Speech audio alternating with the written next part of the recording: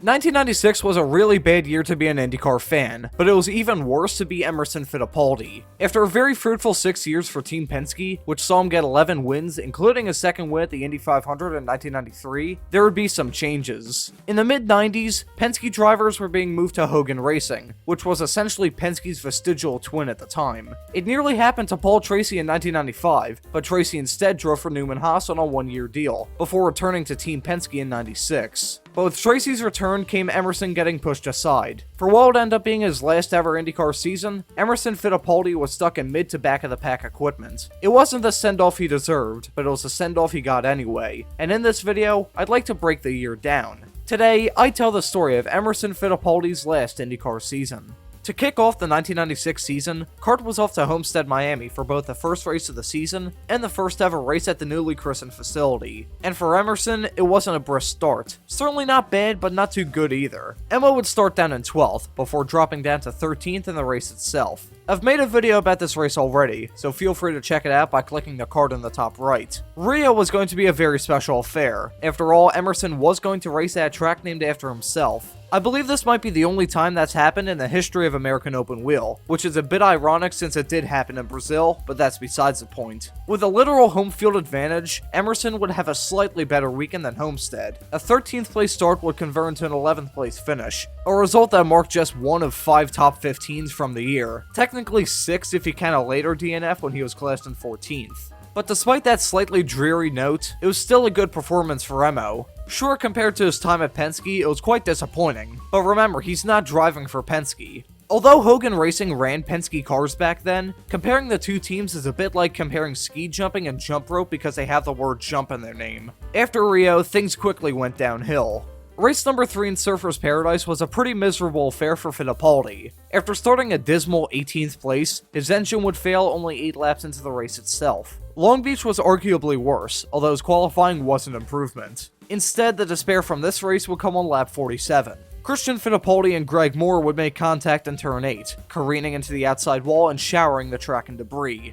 Emerson was behind this at the time and would run into an errant wheel off the two cars, breaking his suspension in the process. Fittipaldi would of course be out of the race, and it coming from an incident involving his nephew probably made it hurt even more. The next 3 races of the CART season were fantastic for Emerson, but it would also be the last 3 races he'd ever finish in his IndyCar career. To kick things off, CART was off to Nazareth, where Emo would have one hell of a weekend. He managed to put on the front row, starting alongside pole sitter Paul Tracy. In the race itself, he wouldn't get a podium, but he would still have a great race. He'd finish 4th that day, getting his best finish of the season, a tally he would tie 2 races later. For the inaugural US 500, Fittipaldi had yet another decent race. An 8th place start would convert into a 10th place finish. Certainly much better than the next Michigan race, but I'll touch on that later. Milwaukee was the end of the streak of good runs, with him matching both the qualifying and race results he got in Nazareth, starting 2nd and finishing 4th. It was one hell of a race, and essentially a send-off, as Milwaukee would be the last time he would ever see the checkered flag. The downward spiral began in Detroit, where Emerson brushed the wall 37 laps in, giving him terminal suspension damage. Portland went about the same, when a midfield start turned into a premature ending. This time it was a transmission failure that ended his day 78 laps in. It was then engine failure from a 20th place start in Cleveland that ended his day there. After this race, the final 2 races of the year would be tragic. On lap 91 in Toronto, Jeff Krosnoff and Stefan Johansson would crash on the backstretch. Krosnoff's car disintegrated upon impact with an insufficiently protected tree, with the gearbox hitting Fittipaldi's right front tire and breaking his suspension. Fittipaldi would be out of the race, but that really didn't matter, as rookie Krosnoff was killed in the accident. There's a tragic amount of circularity in life, and Fittipaldi's IndyCar career was no different. July 26, 1996, the day of the second Michigan race in the 1996 CART season. Michigan was not a happy hunting ground for Emerson Fittipaldi, despite him scoring his first career win there back in 1985. But outside of this, he only had 2 other top 5s. He was looking to get another one after starting the race in 5th. Sadly, however, things quickly went downhill. That's a green, you bet. Pole sitter leads him across the line, and we are racing here. As Zanardi falls in, look at Emerson Fittipaldi making a good move. And at the front of the battle, he touched into the wall. He touched Heavy Greg Moore. crash.